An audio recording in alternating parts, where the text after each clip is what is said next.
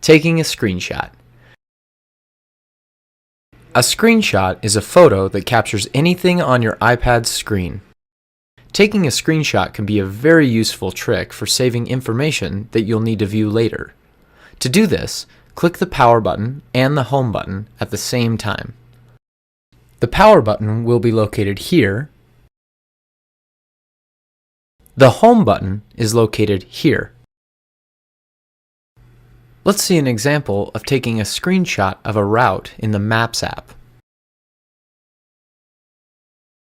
Click the power button and the home button at the same time. The screen will flash white, and your screenshot will be stored as a photo in the Photos app in both the camera roll and screenshot albums.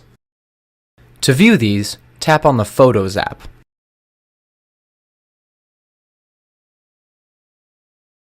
Your new screenshot will be located in the camera roll album and the screenshots album. Just tap on either album to view the screenshot.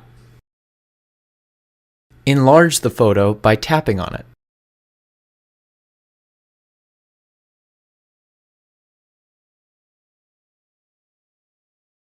Using screenshots to save important information can be very helpful when using your iPad.